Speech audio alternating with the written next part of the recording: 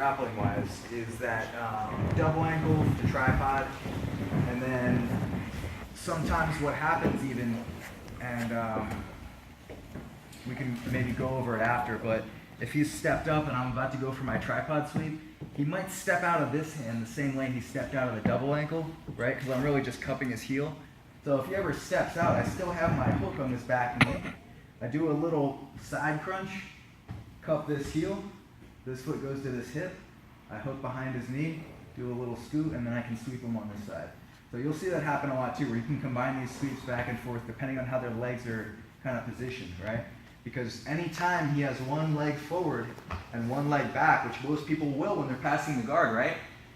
Because if he didn't, if he had both legs, then I could grab both of his heels and knock him on his butt. So invariably, people will keep one leg back. So anytime he gives me a leg to grab, I always want to grab it. This is the first thing. Always get a foot on the heel. It doesn't matter where my feet are right now. Sometimes I just cross here. But I always want this first. Connect to the person first. And then I have all those options. Now, if you step back real quick, Dan, right? If he approaches me and he's more square with his stance, that kind of thing, then sometimes what I do in just grappling is I hook inside. And of course, with punches, hooking inside is not good at all, because if he reaches my face right here, he can punch, no problem. I don't have a foot on the hip, but if we're just grappling, sometimes I'll do this just to connect to my partner, and just to gain some control over his body. And then from here, I'm gonna pick a side.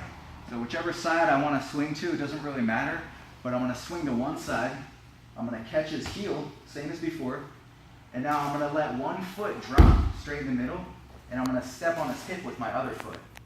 And you see how I'm a little bit on my side right now. Okay, so I'm kind of facing this way, my hips are stacked, shoulders stacked up, one hand on the heel, one leg between his legs, and one foot right on his hip. And now, do me a favor, just squat down like you're a little bit more ready. Yeah, from this position, I'm gonna kick, same idea as before, and then I'm gonna chop. Kick and then chop. Don't chop now. See how you hit a brick wall? I can't move him. But if I kick a little and I put his weight onto his heel, then I can chop. Much easier, okay? All right, and then once we're here, both my feet come in, I like to get up and immediately go double underhooks right away. Unless I'm pretty, sure that I can pass over the legs. Sometimes we just go right for a pass from there, right? But double unders is always safer. Always safer. So one more time, right? He's approaching square this time. So forget the closed guard, forget them standing up. This could have been that maybe I lost my balance, I ended up on my butt, or he took me down and then stepped back. But either way, it's open guard, no connection, right? So my knees are closed so he can't grab my ankles and throw them. As he steps in, I go here. And now I'm gonna pull myself to one side or the other. Doesn't matter which side I go, here, boom, or here. One thing to help you with that little swing, sometimes that side crunch is a little awkward, is you can step on the opposite side hip to help your side crunch get a little easier. See that? So I take one hook out and I step, and I use that as a push to swing myself to the side. And then I'm dropping my leg straight. This one steps across. I'm kicking first, and then collecting that heel second. Notice my leg is on the ground. It's not chopping up here by his knee. It's chopping right by his Achilles tendon, and I might even bend my leg around his tendon. That happens sometimes, or sometimes I'll be a little further back and it's more just like heel to heel. But either way, I'm chopping only after the kick. Kick first, second, and then right away, go for your pass, whatever you want that pass to be. Make sense? You want to try this one more? So this is more like the person's being kind of tentative. Like sometimes you'll get this, right? The guy opens the guard and they do this right away. Sometimes you'll get that because they want to approach on their own terms. They don't want you to have grips on them.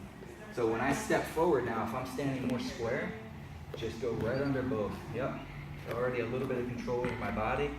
And now you can swing to one side, catch the heel, good. This leg's going to step on the hip. This one's going to drop. And then you're going to go ahead and kick, sweep.